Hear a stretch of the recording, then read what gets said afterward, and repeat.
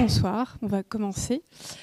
Alors j'hésite à prendre un micro vu la foule réunie ce soir, mais je pense qu'on va quand même l'utiliser.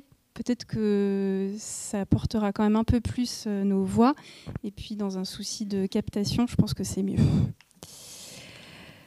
Donc merci à tous d'être venus ce soir, d'avoir bravé les éléments pour venir au musée Picasso. Pour cette soirée donc consacrée à la bibliothèque personnelle de l'artiste. Donc je me présente, je suis Juliette Pozzo, je suis en charge de la collection personnelle de Pablo Picasso ici au musée Picasso. Et donc c'est un sujet, la bibliothèque personnelle de Picasso, qui recoupe cette question, cette notion de collection personnelle. C'est un sujet qui s'inscrit dans un ensemble d'études préalables. Il faut citer donc en premier lieu l'étude préalable et fondatrice de Laurence Madeline, qui fut conservatrice ici au musée Picasso et qui a un petit peu ouvert ce sujet en commençant les premiers inventaires en lien avec cette bibliothèque de Pablo Picasso. Il faut également mentionner les études consacrées aux bibliothèques d'artistes, qui est un axe de recherche retenu par le LABEX Les Passés dans le Présent à l'Université Paris X, sous l'égide donc de Ségolène Lemaine et de Félicie de Maupoux. Un ensemble de recherches donc, sur ces bibliothèques d'artistes qui ont contribué non seulement à élargir le spectre des bibliothèques d'artistes connues, mais qui ont également permis de poser les premières pierres d'une approche comparée d'une bibliothèque d'artistes à une autre, tout en définissant les premières grandes lignes d'une méthodologie d'étude de ces corpus un petit peu particuliers. Et puis plus largement, l'étude de la bibliothèque de Pablo Picasso s'inscrit plus largement dans le champ d'études qui porterait sur l'imaginaire artistique et puis plus précisément sur l'impact de la littérature, sur l'impact même de la lecture dans la création artistique, qui vise à étudier également les liens entre littérature et processus créatif. Donc, à ce titre, je vous renvoie par exemple aux actes d'un colloque qui s'est tenu en 2006 à l'INHA, qui avait été organisé par le Centre André Chastel et qui s'intitulait « Le visible et le lisible ». Donc ces études, cet ensemble de recherches ont permis d'apporter, je le disais, un cadre d'analyse aux bibliothèques d'artistes, et elles montrent que malgré les particularités de ces bibliothèques, il est possible de dresser des typologies. Alors on connaît aujourd'hui de plus en plus le contenu de ces bibliothèques d'artistes. Je pense par exemple à la bibliothèque de Gustave Moreau, dont nous allons reparler au cours de cette soirée, mais également celle de Monet, celle de Rodin, celle de Glaise, de Breton, la bibliothèque de Bronner, de Georgia O'Keeffe, ou de Francis Bacon, qui a donné lieu à une mise en exergue dans l'exposition qui est en cours au centre Pompidou. Donc voilà, il est possible aujourd'hui de définir peut-être des pratiques de lecture communes chez certains de ces artistes, ou de suivre par exemple la fortune critique qu'a pu avoir un titre d'une bibliothèque à une autre. Est-ce qu'on peut retrouver certains ouvrages dans certaines bibliothèques d'artistes par exemple? Ces études permettent aussi d'apporter quelques clés de compréhension à comment se forme une communauté artistique, comment est-ce qu'une culture littéraire se met en place. Toute la difficulté de ces études sur les bibliothèques d'artistes porte sur le fait que chaque bibliothèque est un cas particulier.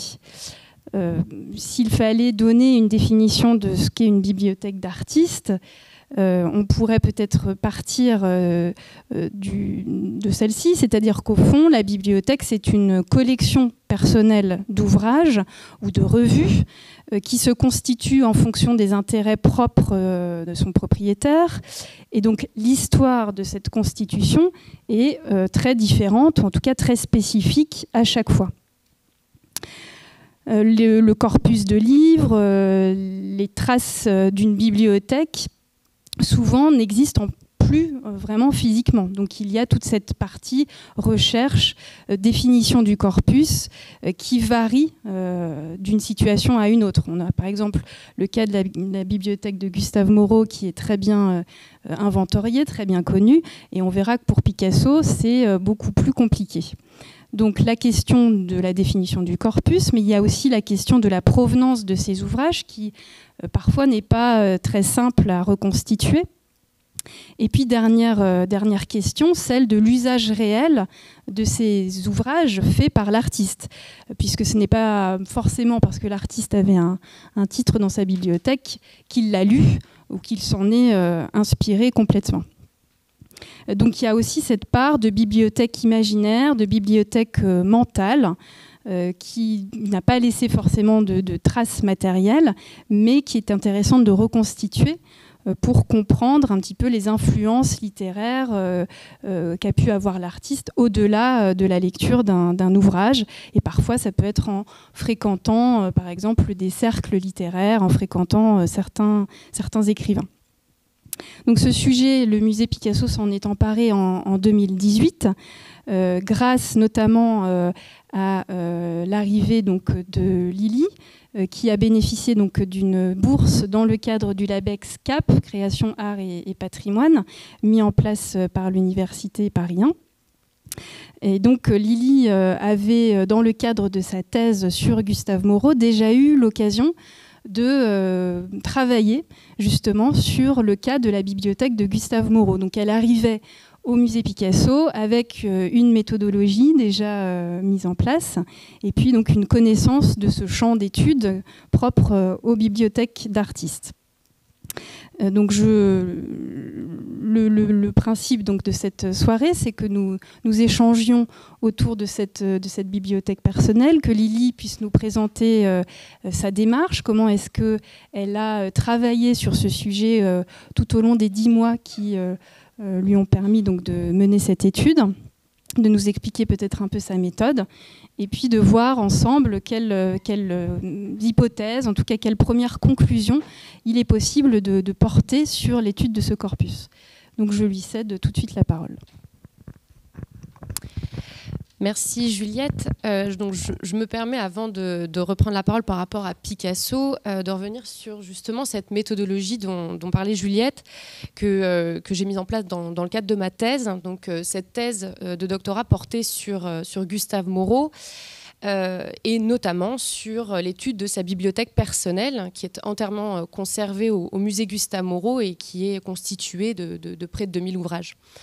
Afin d'appréhender ce fonds, qui est donc quasiment entièrement conservé au musée, une méthodologie a été mise en place. Cette méthodologie se base sur le croisement des sources. Et c'est vrai qu'au-delà de l'inventaire de l'ensemble des ouvrages de la bibliothèque, l'analyse des sources a été envisagée, celle des écrits de l'artiste notamment, de la correspondance, mais aussi évidemment des factures ou encore des dessins. Donc confronter les sources permettait de donner sens à cette bibliothèque, de faire vivre cette bibliothèque qui fut, pour un artiste du XIXe siècle comme Moreau, une source d'inspiration considérable. Alors l'étude de la bibliothèque de Pablo Picasso s'est appuyée sur cette méthode tout en prenant en considération évidemment le contexte différent dans lequel elle s'est constituée. L'analyse de la bibliothèque de l'artiste se fonde, comme l'a rappelé Juliette, sur 2 articles donc fondateurs publiés par Laurence Madeline en 2003 et en 2010, mais aussi sur les différents fonds du musée Picasso, notamment le fonds Picasso, dont on reparlera plus tard. Alors les objectifs de cette mission, qui a duré 10 mois, étaient multiples. D'une part, esquisser les contours de la bibliothèque, matériels et immatériels, grâce aux écrits de son entourage, mais aussi aux photographies de ses demeures et de ses ateliers. Rassembler, d'autre part, les différents inventaires des livres de Picasso. mais aussi repérer les factures en lien avec les ouvrages et la bibliothèque, mais aussi la consultation de la correspondance, qui fut un travail qui a été envisagé, pas totalement abouti, mais envisagé. Donc le croisement de l'ensemble de ces sources avec l'œuvre de Picasso est évidemment à terme un objectif essentiel afin de retracer l'histoire et l'usage, comme tu le rappelais, de cette bibliothèque dans le processus créatif de l'artiste. Très bien. Alors moi j'ai une première question suite à la présentation de les grandes lignes de cette étude. Est-ce que tu as en tête une idée maintenant bien claire de ce à quoi ressemblait la bibliothèque de Picasso ? Est-ce que physiquement, par exemple, est-ce qu'il y avait une pièce dédiée chez lui, une pièce dédiée au livre, ou plutôt un meuble ? Voilà, qu'est-ce que les témoignages que tu as pu recueillir nous disent de l'apparence de cette bibliothèque ? Alors, je n'ai pas une vision très précise, mais en tout cas, j'ai apporté un certain nombre de réponses grâce justement aux photographies, aux témoignages, aux vidéos qui attestent d'une accumulation d'ouvrages précieux, de journaux, de catalogues ou de manuscrits. Et aujourd'hui, on peut affirmer que le livre fait partie intégrante de l'environnement de Picasso. Et Brassailles évoque en ce sens la place du livre dans son quotidien, et je le cite, « Personne n'a vu Picasso un livre à la main, or il a tout lu, tout retenu. Ses propos indiquent qu'il est au courant de la vie littéraire, qu'il sait tout ce qui se publie. Il lit beaucoup, aux heures tardives de la nuit seulement, ayant quitté ses pinceaux jusqu'à ce qu'il tombe de sommeil. » Alors ce témoignage est complété par de nombreux autres témoignages, par ceux de ses compagnes, à l'image de Françoise Gillot, de ses marchands et amis, à l'image de Daniel-Henri Kahnweiler ou de Gertrude Stein, qui expliquent cette bibliothèque, ses façons de faire vivre et même voyager sa bibliothèque au fil de ses pérégrinations. La bibliothèque de Picasso semble avoir pris place dans les différentes demeures et ateliers de l'artiste. Des photographies en particulier, mais aussi les témoignages de son environnement, révèlent la présence du livre et de revues, par exemple dans l'atelier des grands Augustins, comme Françoise Gillot l'affirme. La pièce était de belles proportions, mais il y régnait le plus grand désordre. Une table devant nous et deux établis de menuisier bout à bout cintrent le mur de droite, étaient couverts de livres, de revues, de journaux, de photos, de chapeaux et d'objets divers. Les livres sont également présents à la Californie à Cannes, à Vallauris et à Notre-Dame-de-Vie à Mougins. À la mort de Picasso en 1973, les ouvrages sont d'ailleurs retrouvés à Cannes et à Mougins, comme en témoignent certains inventaires d'ouvrages. Selon certains témoins, Picasso n'aurait pas un meuble physique, la question que tu me posais, pour accueillir sa vaste bibliothèque. Un dialogue entre Brassailles et Daniel Kahnweiler évoque cette bibliothèque qui ne prendrait pas place dans un meuble. Brassailles. Et Picasso, que fait-il de ses livres ? Je n'en ai jamais vu sur les étagères. Il n'a jamais eu de bibliothèque. Il doit pourtant avoir beaucoup de livres. Kahnweiler. Depuis que je le connais, ses livres ont toujours été entassés. Alors, de temps en temps, pour s'en débarrasser, il les fourre dans des caisses. Des caisses de livres, il en a partout. À Paris, à Cannes, à Vauvenargues. Picasso affirme qu'il sait tout ce que ces caisses contiennent, qu'il lui est difficile de retrouver le livre ou l'objet désiré. Alors Brassailles nuance le propos de Kahnweiler et témoigne d'une armoire où regorgerait, et je le cite, des livres rares et de manuscrits de poètes et d'écrivains, presque tous annotés, illustrés de sa main. Caisse ou armoire, Picasso rassemble et amasse tout, nous pouvons l'affirmer. Il est en effet possible de constater sur de nombreuses photographies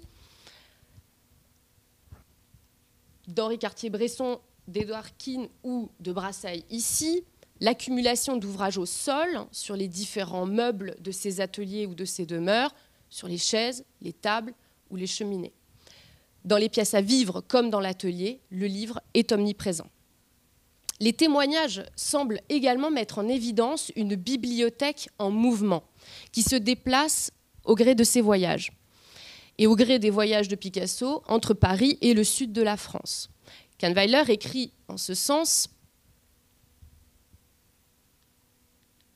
je vais donc lire la citation, « Peu à peu, je ne sais plus sur combien de camions et de camionnettes, excusez-moi, je me permets, ouais, je sais pas, je l'ai bien là. Peu à peu, je ne sais plus sur combien de camions ou de camionnettes tout ce qu'il avait à Paris fut envoyé dans le Midi. Il ne doit pas rester grand-chose rue des Grands Augustins. Or, malgré les listes de Picasso, sa prodigieuse mémoire, sa surveillance à distance, certaines choses demeurent. » Picasso semble traiter sa bibliothèque comme sa collection. Il ne range pas et ne classe pas les livres selon une certaine manière. Ses livres, tout comme ses œuvres, sont déplacés au gré de la création. Je pense que tu y reviendras. Ainsi, les témoins n'évoquent pas la présence de bibliothèque en tant que meuble. Toutefois, une bibliothèque a pu exister dans des pièces qu'il réservait à ses intimes. Il est en effet possible de voir sur certaines photographies des rayonnages sur lesquels des livres dotés de belles reliures, de reliures précieuses, prennent place. De plus, Picasso possédait des ouvrages rares et précieux et il semble surprenant que ces éditions anciennes n'aient pas eu un statut différent. Oui, en effet, à l'écoute de ce que tu nous dis, de la manière dont Picasso gérait cet ensemble de livres, je trouve que le parallèle est assez flagrant avec la manière dont il gérait sa collection personnelle. Ce qu'on voit, et puis c'est d'ailleurs ce qu'on voit sur les photos, c'est que les livres comme les œuvres par exemple de Douanier Rousseau qu'on voyait sur une de tes photographies, ou même ses propres œuvres, sont présentes et coexistent tout ensemble. Et de la même manière qu'il va faire voyager ses œuvres de sa collection personnelle, Picasso va, tu l'as dit, donc changer, enfin déménager avec lui ses livres et ses ouvrages. Alors, entrons dans le vif du sujet. Quel était donc le contenu de cette bibliothèque ? Est-ce que tu peux nous en dire plus sur le type de livres que l'on y trouve ? Est-ce qu'il a pu, par exemple, faire cas, s'exprimer sur certains de ses livres ? On sait, par exemple, que Sabartès disait de Picasso qu'il avait effectivement tout lu et qu'il était très au fait de l'actualité littéraire. Est-ce qu'il s'en est exprimé ? Est-ce que tu as trouvé des traces de tout cela ? Alors la réponse est un peu délicate quant au contenu de cette bibliothèque. De son vivant, Picasso tente d'inventorier sa bibliothèque, mais il n'y parvient pas.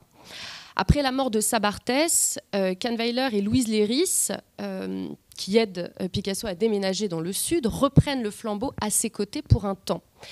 C'est au cours de ce moment de transition que l'idée d'inventorier la bibliothèque de Picasso, d'inventorier sa bibliothèque, se fait jour, mais c'est un projet qui ne va pas aboutir.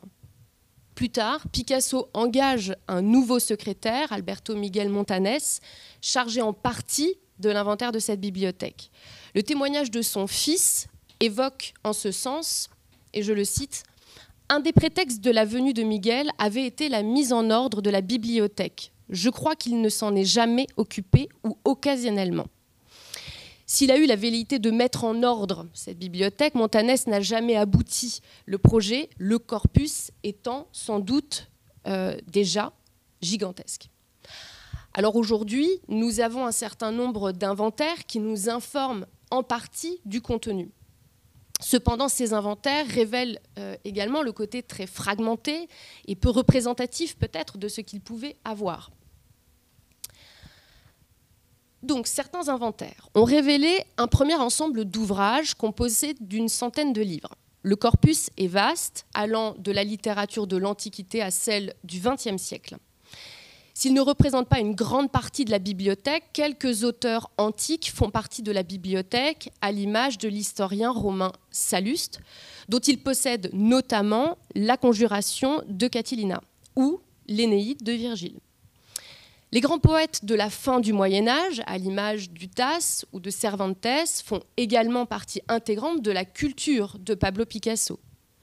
Il possède en ce sens plusieurs éditions rares de Don Quichotte du XVIIe et du XVIIIe siècle. S'ajoutent à ces classiques de la littérature des ouvrages populaires de l'époque médiévale tels que le roman de la Rose ou la Célestine.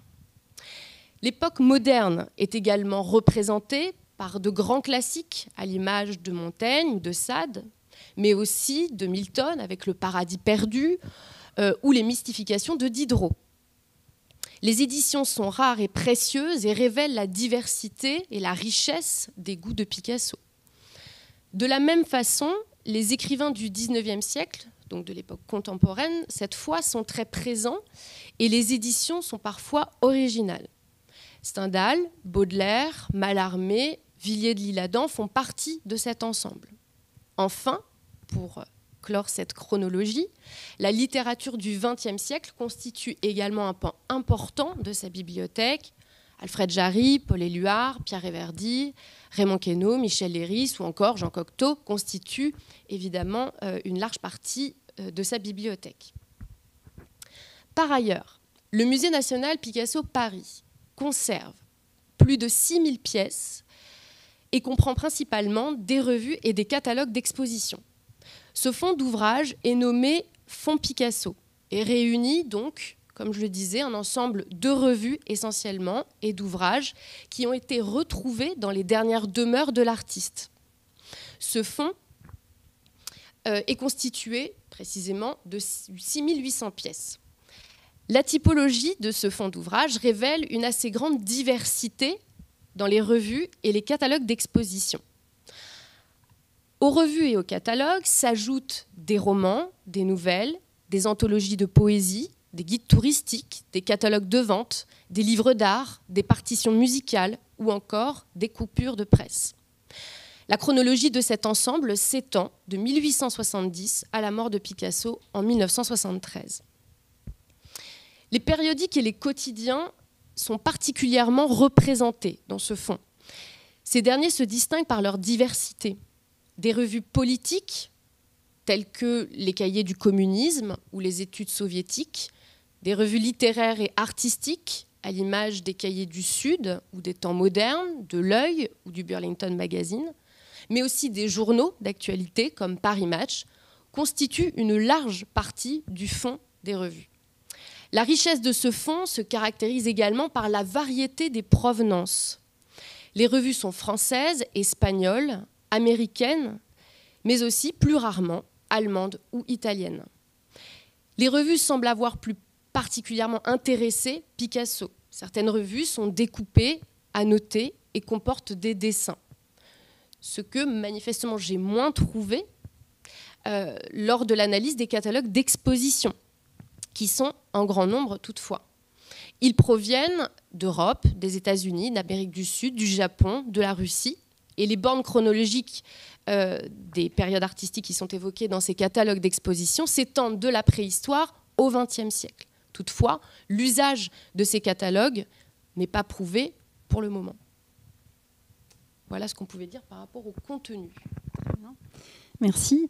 Donc à la lecture de ce fonds Picasso conservé au musée, on voit que Picasso finalement était un homme de son temps, qu'il s'intéressait aux revues d'actualité, mais aussi à des revues beaucoup plus spécialisées, artistiques, mais pas que, littéraires, politiques, etc.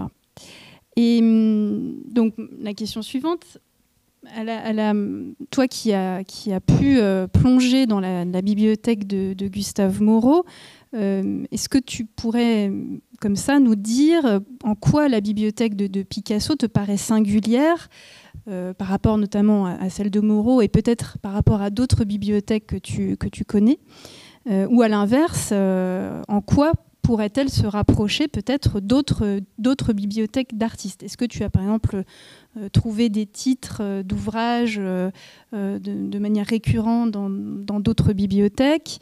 Voilà. Est-ce que tu peux nous expliquer un petit peu quelle est la singularité de cette bibliothèque Picasso?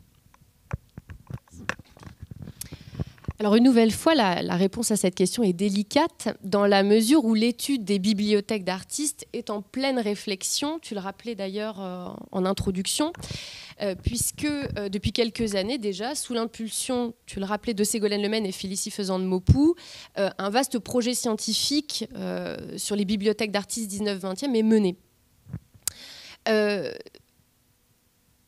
Si le projet le plus abouti à ce jour est l'étude de la bibliothèque de Claude Monet, l'analyse d'autres bibliothèques est en cours. Si je prends l'exemple, par exemple, de Contemporains de Picasso, l'analyse de la bibliothèque de Miro a été débutée par Rémy Labrusse, la bibliothèque de Giacometti est en inventaire depuis 2 ans, et les traces de la bibliothèque de Chagall sont en train d'être reconstituées. Alors, toutefois, si on essayait de singulariser, comme tu le dis, la bibliothèque de Picasso, on pourrait peut-être, à partir des inventaires de cette bibliothèque, reconnaître déjà que cette bibliothèque reflète la double culture espagnole et française de l'artiste. Picasso compile en effet des classiques de la littérature de son pays d'origine, je le disais tout à l'heure, mais aussi de nombreuses revues relatives à la corrida, par exemple. Les revues et les catalogues espagnols sont en grand nombre dans sa bibliothèque. Cette bibliothèque, par ailleurs, comme celle de Giacometti d'ailleurs, s'est également façonnée grâce à son environnement artistique et littéraire de l'époque. Les surréalistes sont par exemple particulièrement bien représentés. Les amis poètes et écrivains de Picasso enrichissent très certainement cette bibliothèque. Alors par ailleurs, et en comparant peut-être la bibliothèque de Picasso avec un artiste du 19e siècle, certes, Gustave Moreau, il est peut-être possible d'envisager de caractériser davantage la bibliothèque de Picasso. La bibliothèque de Moreau est rangée, ordonnée. Elle est pour l'artiste un outil de travail. Moreau utilise sa bibliothèque comme un répertoire de formes très abouti. L'artiste consulte les nombreuses gravures et illustrations issues de ses revues et de ses ouvrages pour compiler un ensemble de motifs ornementaux afin de les replacer ensuite dans ses toiles monumentales. Des dizaines de carnets ont été noircis par Gustave Moreau pour établir des listes de motifs afin de reconstituer les périodes anciennes à l'image de l'Antiquité, du Moyen-Âge, ou encore des périodes orientales. Les traces de la bibliothèque de Gustave Moreau sont partout sur ces toiles, sur les robes de ses personnages ou sur les architectures de ses paysages. Chez Picasso, la bibliothèque n'est pas utilisée de la même façon. Le processus de copie est différent, il est moins fidèle. Son inspiration est plus diffuse. À partir des légendes et des mythes de ses ouvrages, Picasso tire et crée un univers, un imaginaire. Je prends la parole.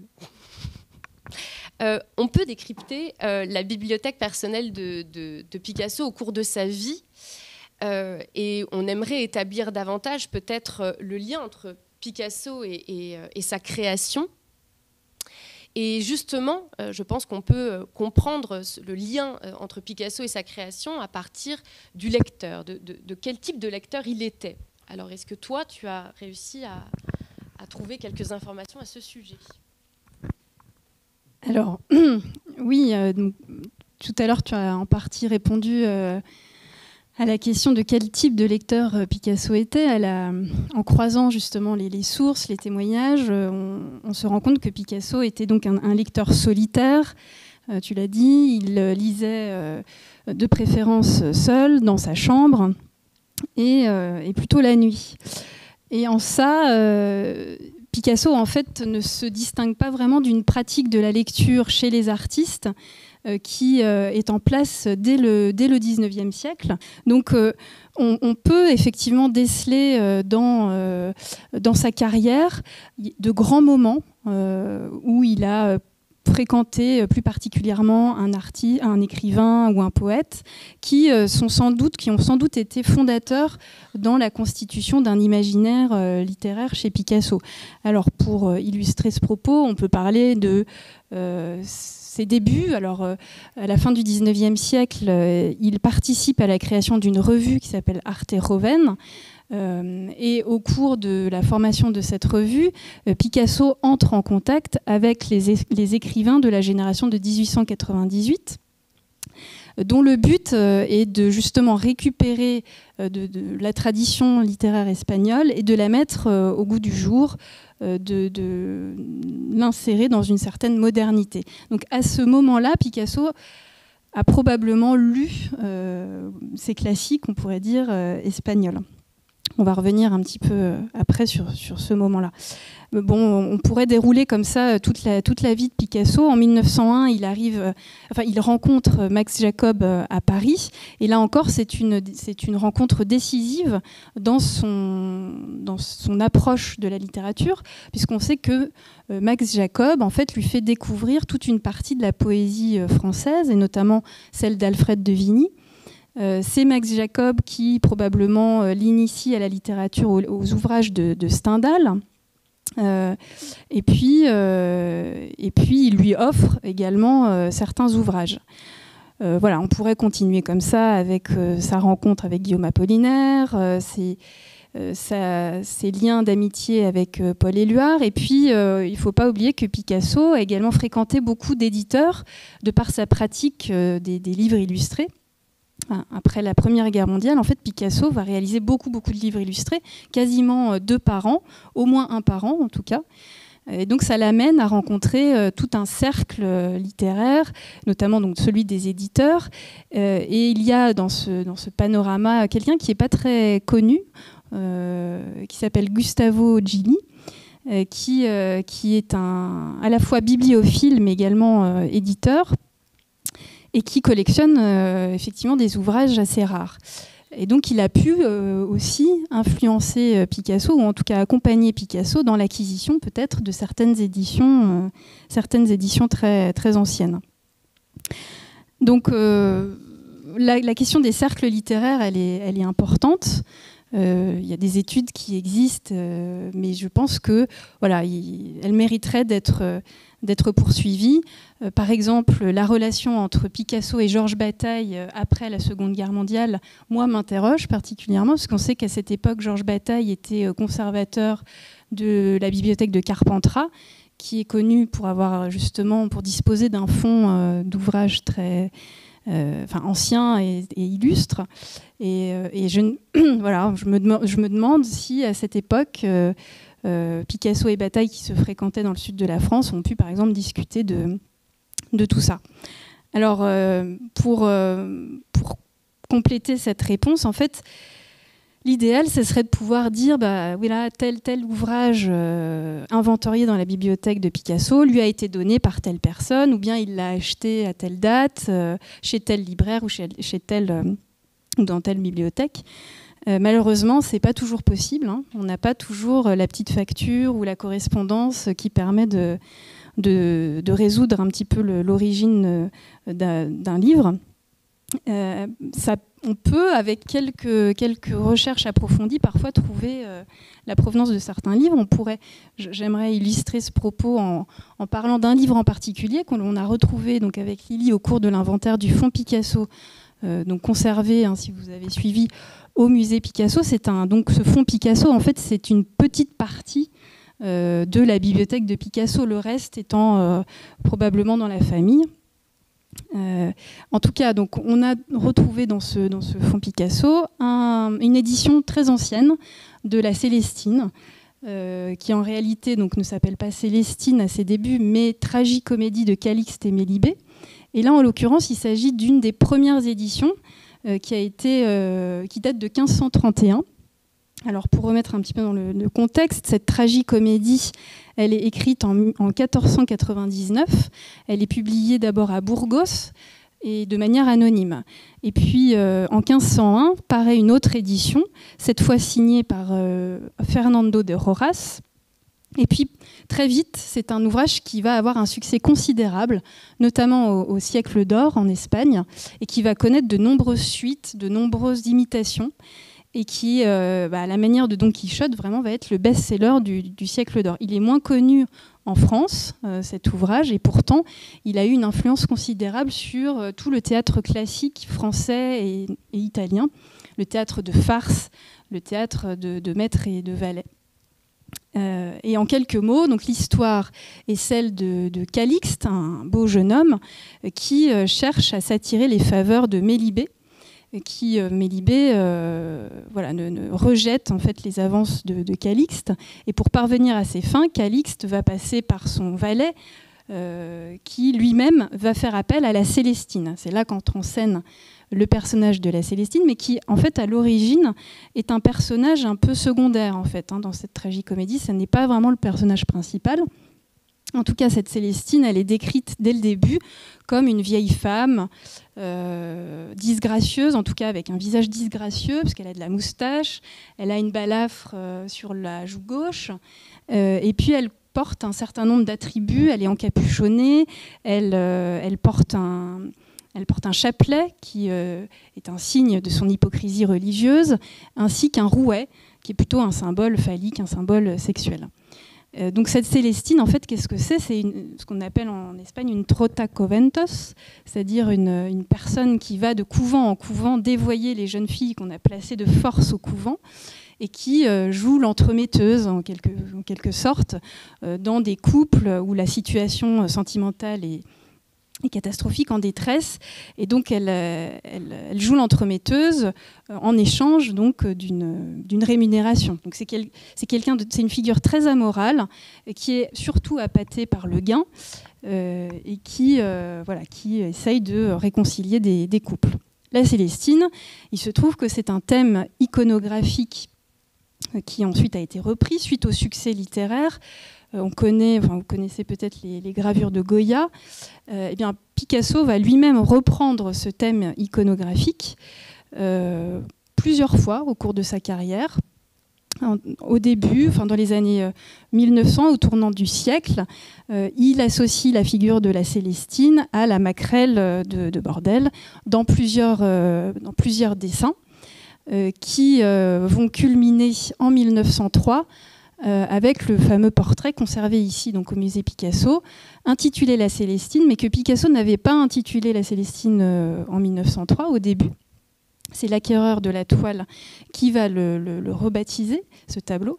En fait, à l'origine, c'est le portrait d'une femme qui a réellement existé, que Picasso a connue, qui s'appelait Carlotta Valdivia, qui était elle-même maquerelle, mais à qui Picasso va prêter des traits, alors assez confus, mais quand même confondants, je pourrais dire, avec ceux de la Célestine. Beaucoup plus tard, dans les années 60, Picasso revient à ce thème de la Célestine dans un ensemble de gravures qu'il crée en 1968, un ensemble de plus de 50 gravures, si je ne me trompe pas, consacrées donc à la Célestine. Et il va récupérer ces gravures pour illustrer justement le texte de Fernando de Rojas dans une édition donc illustrée de la Célestine. Voilà le livre illustré. Donc, un thème iconographique que auquel Picasso s'est beaucoup intéressé. On sait par le témoignage de Jean Cocteau, notamment par son journal, qu'en 1942, Picasso, au cours d'un dîner, présente aux convives une édition, nous dit Cocteau, très chère, très rare, très ancienne, de la Célestine, une édition qui a la particularité d'avoir perdu sa page de garde. Alors c'est cet indice qui nous permet de penser qu'en fait il s'agit de l'édition inventoriée, puisque celle que l'on conserve au musée justement a perdu sa page de garde. Et donc on peut penser qu'en fait en 1942 Picasso avait déjà cette édition de la Célestine, c'est-à-dire à peu près entre le portrait de 1903 et la production de ces gravures qui datent de 1968. Cocteau nous dit que cet exemplaire doit valoir plusieurs millions. En réalité, ce n'est pas tout à fait juste. puisque cette édition de 1531, même si elle est chère, même si elle est rare, et ancienne, était relativement courante, on va dire, sur le marché de l'art dans ces années-là. Quoi qu'il en soit, on peut en déduire que Picasso, en 1942, avait déjà cette édition. Et puis, dans les archives du musée, on trouve cette note manuscrite donc de la main de Picasso, qui n'est malheureusement pas datée, mais qui nous montre qu'en fait Picasso a noté les références de plusieurs éditions de la Célestine. Donc la première, celle de 1499, publiée à Burgos, dont j'ai parlé tout à l'heure, celle de 1501, qui est donc la seconde, signée de Fernando de Rojas, et puis une dernière, celle de 1873, donc beaucoup plus contemporaine, en français, qui était en fait l'édition la plus courante au XXe siècle, le texte en fait le plus courant du vivant de Picasso. Donc on voit en fait, alors il est difficile malgré tout de dire à quel moment Picasso a pu acquérir cet ouvrage. En tout cas, on voit qu'il est lié à tout un travail de recherche, un travail documentaire et un travail probablement iconographique, puisque ce que je n'ai pas dit, c'est que l'édition de 1531 est en castillan ancien, c'est-à-dire une langue qui était comprise d'une petite élite.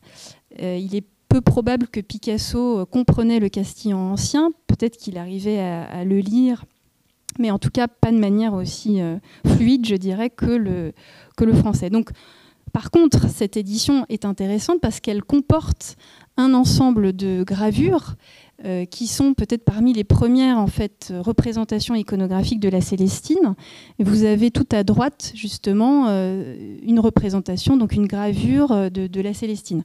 C'est une édition qui a été illustrée avec ce procédé de gravure tamponnée, où en fait, au début de chaque chapitre, on tamponne les personnages qui vont apparaître dans le chapitre à suivre. Voilà, donc un exemple en fait d'origine, de provenance, de recherche de provenance de livres de la bibliothèque de Picasso qui nous montre qu'il se sert aussi de cette bibliothèque comme d'un répertoire visuel. Alors justement, tu viens de démontrer, c'est vrai, ce lien qui existe entre la bibliothèque, le livre, les iconographies parfois de certains de ses ouvrages et sa création. Comment peut-on trouver les traces de sa bibliothèque ou de ses livres dans ses œuvres de façon plus globale ? Alors, je te remercie pour cette question, Élie, qui me permet de faire la pub du musée. Non, alors ce sera précisément, j'en profite, le sujet donc, de l'exposition, de l'accrochage, on va dire, des collections du musée qui ouvrira donc, le 11 février et qui sera consacré justement à la bibliothèque de Picasso. Cet accrochage qui s'intitule « Lecture, relecture » et qui permet justement de faire un parallèle entre les œuvres du musée, les œuvres de la collection du musée, et certains grands thèmes littéraires que l'on retrouve justement dans la bibliothèque Picasso. Donc je vous propose d'avoir un aperçu de tout ça. Alors, il y a certaines œuvres dans les œuvres de Picasso qui en fait montrent très directement des traces en fait d'ouvrages auxquels Picasso a pu s'intéresser. C'est le cas par exemple de ce dessin. Alors je suis désolée, je l'ai coupé. C'est un dessin qui normalement donc, est retourné, mais en fait sur le bord, Picasso a inscrit les références de poésie d'Alfred de Vigny. C'est un dessin de 1901. Et c'est précisément cette période où je le disais tout à l'heure, Picasso est initié à la poésie de Vigny par Max Jacob. Donc on voit que Picasso est allé jusqu'à inscrire les références de ce livre. Parfois on a trouvé des dessins sur certaines pages de livres, comme par exemple ce dresseur de lion qui a été rapidement dessiné sur une page du Conte d'hiver de Shakespeare. Et puis encore ce dessin de couple enlacé sur une édition espagnole de Madame Bovary, qui n'est malheureusement pas daté. D'autres dessins, comme ceux-ci, qui ont été réalisés au dos, alors voici la face, de pages de Splendeur et misère des courtisanes de Balzac, des dessins qui peuvent être datés de 1905.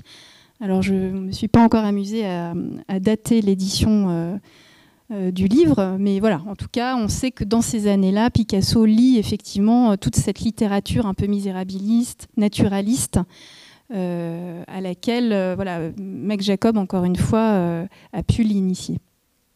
Au-delà de ces traces très perceptibles, il y a dans l'œuvre, je dirais, de Picasso, un ensemble, enfin, des univers, des imaginaires qui évoquent, alors de près ou de loin, toute une série de thèmes littéraires. Alors ici, il ne faut pas forcément voir la traduction en peinture d'un livre que Picasso aurait pu lire, mais bien plutôt justement la traduction, sa propre relecture, si je puis dire, d'un univers littéraire. Et en ce sens, il y a toute une section du prochain accrochage qui sera dédié au thème de l'inquiétante étrangeté, qui est un thème donc surréaliste que l'on retrouve justement dans un ensemble d'ouvrages que Picasso possédait dans sa bibliothèque, donc Les Chants de Maldoror par exemple du comte de Lautréamont, ou encore Hebdoméros de Giorgio de Chirico. Et puis lui-même, Picasso a contribué à illustrer des ouvrages d'écrivains surréalistes. Et donc on peut voir dans certains de ces portraits justement cette notion d'inquiétante étrangeté ressortir. L'inquiétante étrangeté, c'est une familiarité qui d'un coup ne devient plus très familière, justement. La notion est due à Freud, qui définit mieux cette notion d'inquiétante étrangeté. Et on a dans toute une série de portraits, y compris dans la collection personnelle de Picasso, on retrouve cette inquiétante étrangeté dans les œuvres du douanier Rousseau, par exemple. Voilà, un ensemble donc d'œuvres qui nous, douanier Rousseau qui évoque cette inquiétante étrangeté. Il y a également tout ce qui a trait au thème du picaresque. Le picaresque, donc, était ce thème espagnol par excellence, c'est la littérature espagnole par excellence. La Célestine ne fait pas tout à fait partie du genre de la veine picaresque, c'est un genre un peu à part, mais Don Quichotte, pour le coup, est un ouvrage dont on sait que Picasso possédait de nombreux exemplaires, y compris parfois des exemplaires, enfin des éditions anciennes, dans sa bibliothèque. Et il y a tout un ensemble d'œuvres qui entrent en résonance avec toute cette foule de personnages picaresques qui va donc du Picaro au Caballero, en passant par les Hidalgo, et tous ces personnages de cap et d'épée en fait, qui reviennent de manière très systématique dans la dernière période de Picasso. Un autre thème littéraire, une figure, celle de Carmen, donc une figure que l'on doit à Prosper Mérimée.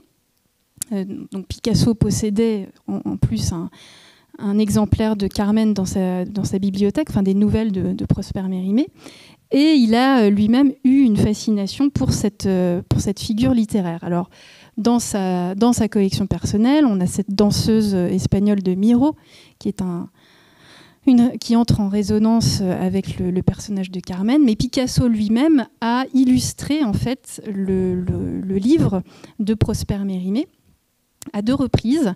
Il a d'abord illustré Carmen en 1949, et puis en 1964, il a fait paraître le Carmen des Carmen, où il est revenu sur la première édition qu'il avait illustrée en l'enrichissant de nouveaux dessins, de nouvelles gravures. Parfois, des profils comme ceux de Jacqueline peuvent être peut-être une évocation lointaine de la figure de cette gitane au tempérament très affirmé. Et puis on trouve dans ses dessins cet univers de la bohémienne avec son éventail qui revient assez régulièrement.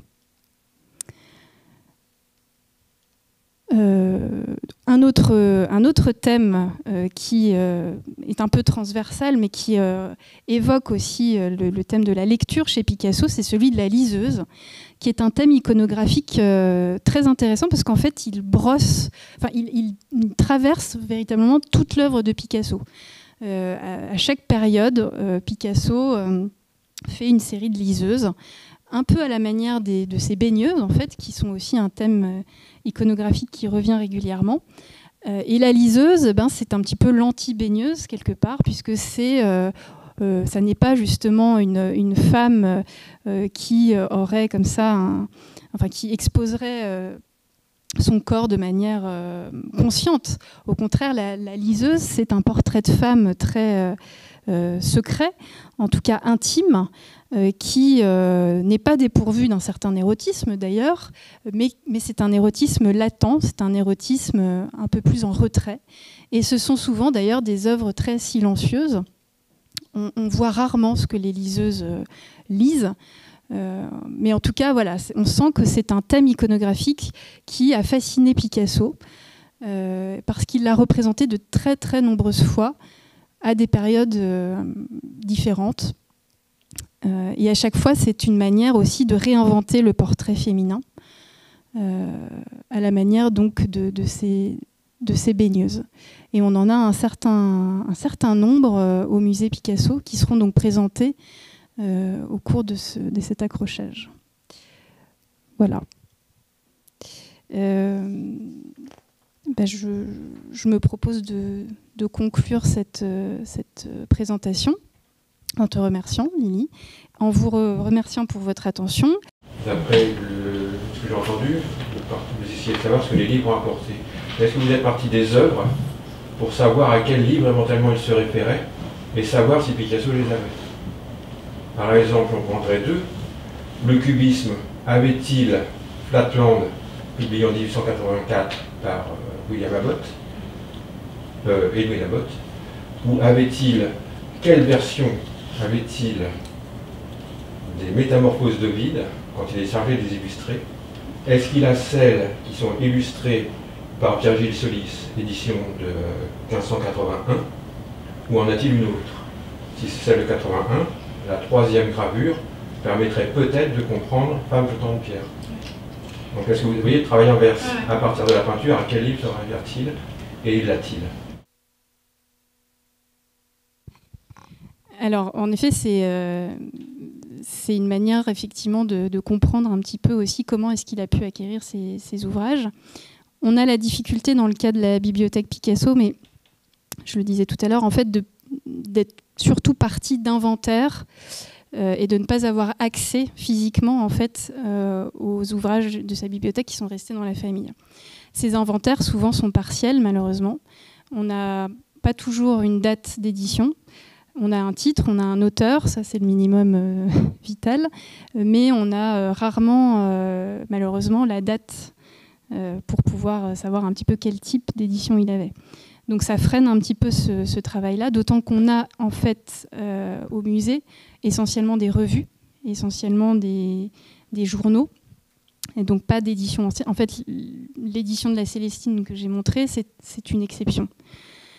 Mais en effet, ce serait une part du travail de recherche à mener en lien avec les héritiers donc, de Pablo Picasso.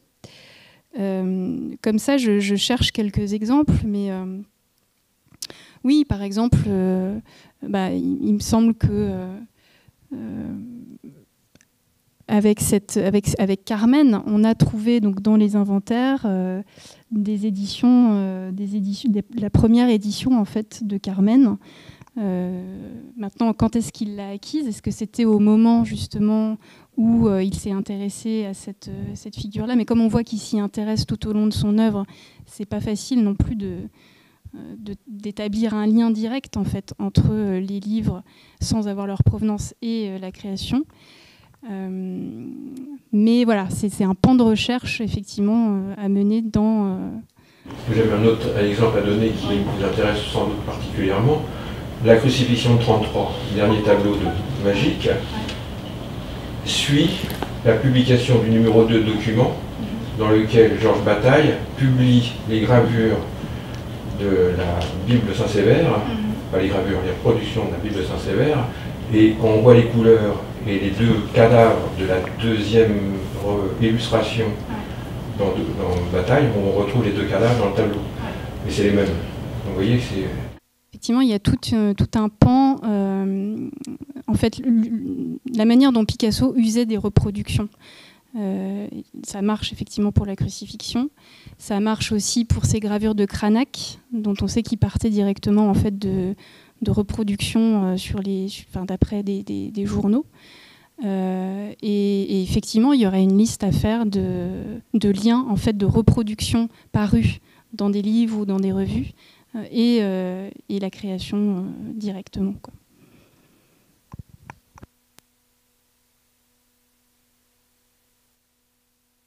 Il me semble qu'en fait, cette démarche est évidemment très intéressante, mais elle est aussi peut-être parfois plus laborieuse.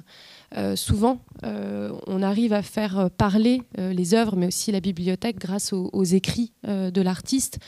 Aujourd'hui, on essaye de rassembler, c'est vrai, un certain nombre de ces écrits, mais partir des œuvres, c'est parfois tâtonner aussi en trouvant la source d'origine.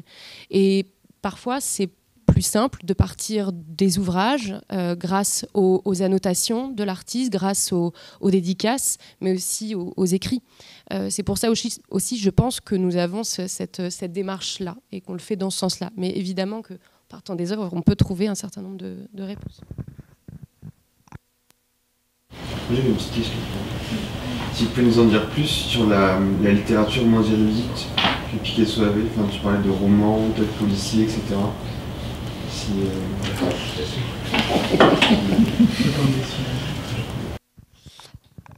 Sur la littérature moins érudite, on le disait, hein, c'est vrai que c'est ce que tu rappelais, Juliette, ce que nous avons au musée, le fameux fonds Picasso, eh bien, regorge de cette littérature qui est de vulgarisation, c'est-à-dire un grand nombre de journaux d'actualité. Je parlais de Paris Match tout à l'heure, mais évidemment, comme tu viens de le dire, les romans policiers, qui sont il y a un certain nombre de romans policiers, et c'est vrai que c'est une majorité en fait du fonds Picasso du musée, et ce qui appartient aux héritiers, pour le coup, et c'est une centaine d'ouvrages, ce sont essentiellement des belles éditions très précieuses, très rares, parfois des éditions originales. Mais cette revue de vulgarisation, pour autant, il l'utilise, et c'est aussi ce qui est intéressant dans l'étude de ce fonds, puisque, je le rappelais tout à l'heure, mais Picasso, la main de Picasso apparaît dans ces revues. Il y a des découpages. J'aurais pu montrer aussi son usage de Paris Match, où il va, à partir de photographies qui sont dans ce Paris Match, utiliser les formes des corps pour ajouter des éléments de son choix. Donc il utilise aussi cette littérature de vulgarisation. Il ne la néglige pas. Elle fait complètement partie aussi de son processus. Après, bien sûr, dans ces toiles apparaissent évidemment les mythes et les légendes d'une littérature plus classique. Partie donc de ce fonds Picasso qui sera présenté dans la prochaine exposition qui portera sur Picasso et la bande dessinée. Et donc on a retrouvé dans ce fonds Picasso en fait tout un ensemble de revues consacrées justement à la bande dessinée. Picasso lisait des bandes dessinées, mais voilà. Donc je ne connais pas les titres parce que moi je ne les ai pas vus, mais peut-être que Lucas pourrait nous en dire un mot puisqu'il a travaillé sur ce sujet-là. Oui, il y a plusieurs Tintins, des journaux beaucoup de journaux en fait de bande dessinée, des Spirou, des plus anciens comme les Pieds Nickelés qui a des années 1900, 1930, voilà, sur plusieurs étapes, mais comme les livres, on ne sait jamais à quel moment il les a eus. Est-ce que c'était pour lui? Est-ce qu'il les a achetés pour ses enfants à différents moments? Est-ce qu'il y en a qui datent des années 30 au moment où effectivement il est père? Enfin, voilà, c'est compliqué de savoir à quel point il a pu se conserver, mais effectivement c'est le sujet d'une exposition qui ouvre fin mars. Qu'est-ce que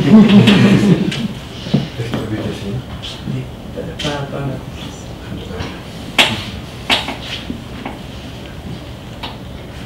Les deux sur la bibliothèque scientifique, en a-t-il une? Ouais.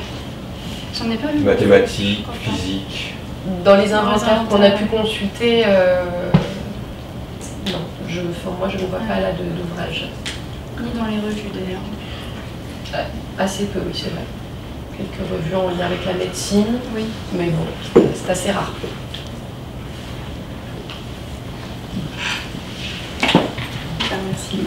Merci. Merci.